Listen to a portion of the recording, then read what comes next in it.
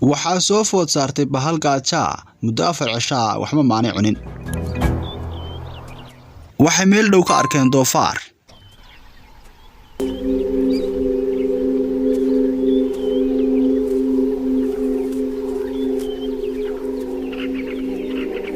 libaaxyadu waxay ku tiirsan yihiin kaymaha iyo dhuum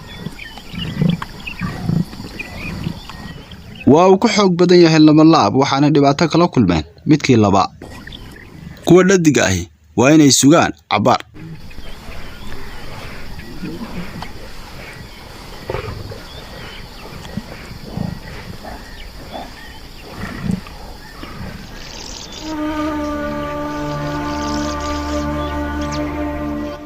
waa cadceedda kulaylka badan ee dhamacda ee duhurnimo ayaa bilaamatay halkani ruuxa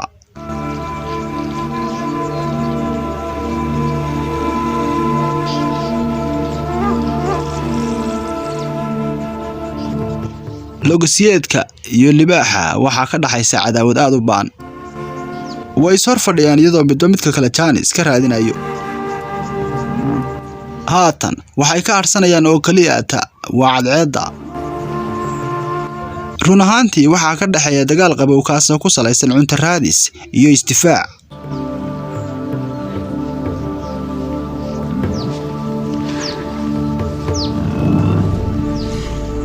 mid kasta waxa uu iska eegayaa midka kale waxay ka marayaan caqabad weyn qolyahan libaaxa ah logosiyeedka xoog badan leh kuwaas oo difaacaya kuna xeeran logosiyeedka inta kale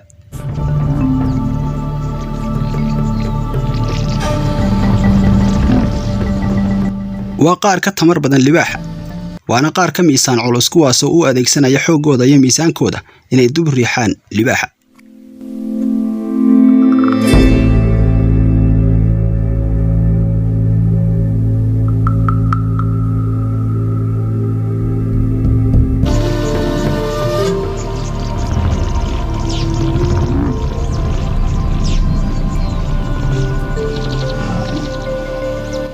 kuwa lab ee logosiyeedku waa qaar aad u feejigan waxaanay u diyaarsan yihiin dagaal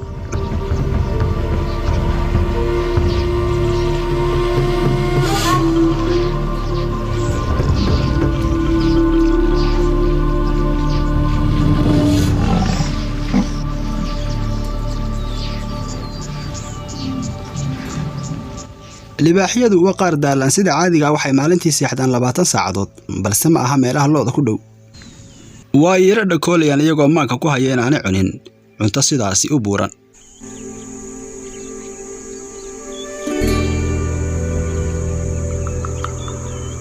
garanuugta iyo daanyeerka oo wada jira ayaa sidoo kale halkani daaqaya iyagoo dhanna ka harsanaya geedaha caleemaha leh ee halkani ku yaal waa mid feejigan oo markaba wax ogaanaysa garanuugtu daanyeerku wuxuu ku qabaa faa'iido weyn oo markaste waa uu ka dhow yahay mar kale waxa uu muuqatay libaaxyada fursad ay ku ugaarsan karaan balse labadani waa qaar aad u feejigan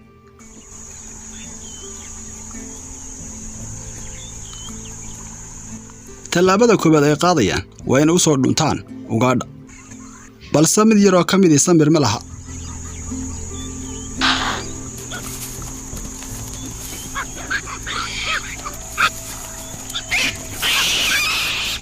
isla markiiba digniinta ayaa isqabsatay waxaan uu ka qasay ugaarsigii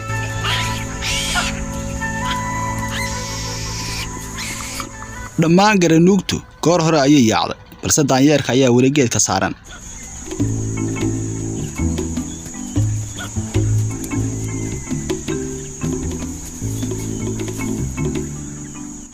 daanyeerku waa la soo gaaray waxaanu aaminsan yahay inuu geedka ku baxsan karo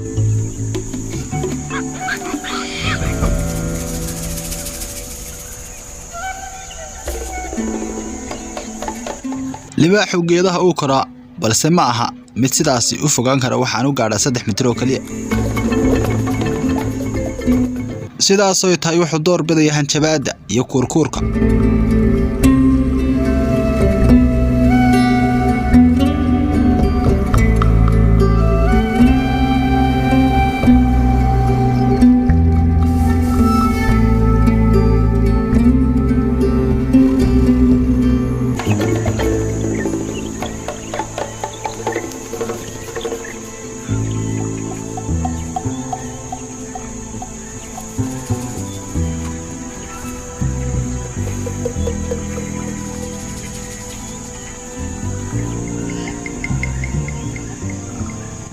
waa xilliga ay sii socon lahaayeen raxantan libaaxay mana yaqaanaan meel ay ku wajahan yihiin. libaaxyadu kolkay waayaan calaf iyo gaar ku filan mararka qaar waxay socdaan 30 mayl xataa hadday ka baxayaan xadkooda. balse nasiib wanaag libaaxyadan xuduudoodu waa mid aad u ballaaran haatan waxay ku sugayeen aaga webiga halkaas oo ugaadh laga waayin xataa hadday qalalan tahay oo tahay mid biyalaana.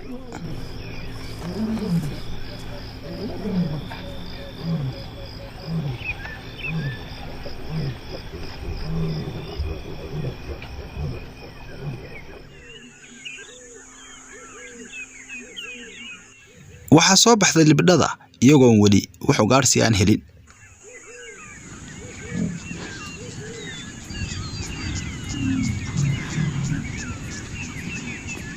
balse mid ka mid ah raxanta oo dhadiga ayaa iyadu gaar uga baxday kooxda.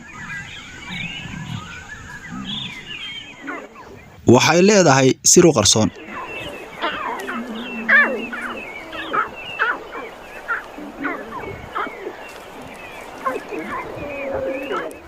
waxay jiraan maalmo kooban indhuhuna way u dilaaceen. waa qaar yar yar oo caawimo badan haysanin ilaa muddo bil ay ku qaadanaysaa inay ku biiraan raxanta inta kale.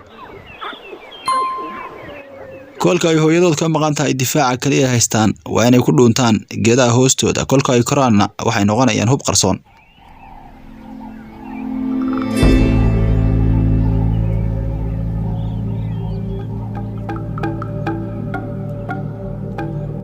dhulkani mararka qaar libaaxu waa dhulka kaliya uu isku bedeli karo dhagax.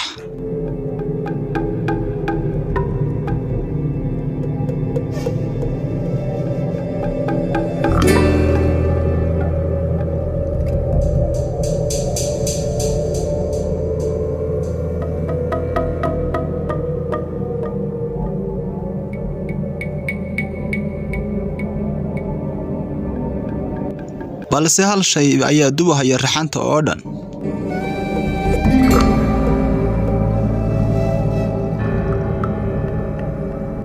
haatan waa fursad weyn.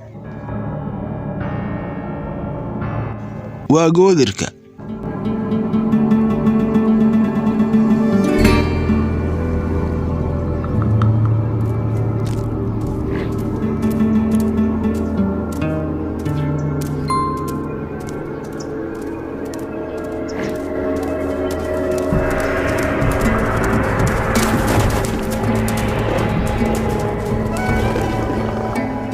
dhabagalka dhuumashada iyo dhagaxis oo kasiintu waxay dhaxalsiisay faa'iido weyn.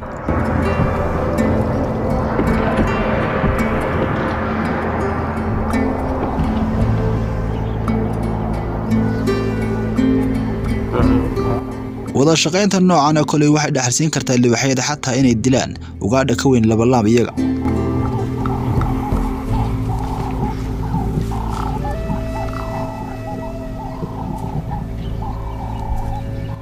midana waa kacdoonka wada shaqaynta. marka ay tiro badan yihiin libaaxyadu waxay door bidayaan midda weyn ee ku wada filaanaysa taasay u suurta galinayso wada shaqayntooda.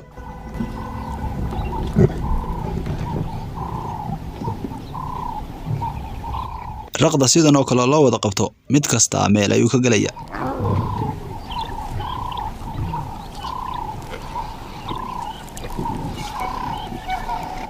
libaaxyadu ma oga cuntada ku xigta inay heli doonaan iyo inaan heli doonin. sidaas oo tahay kolka ay raq helaan way marinayaan iyagoo laga yaabo in 100 kiilo oo hiliba hal meel ay ku wada cunaan. balse mid ka mid ah ayaa la filiqday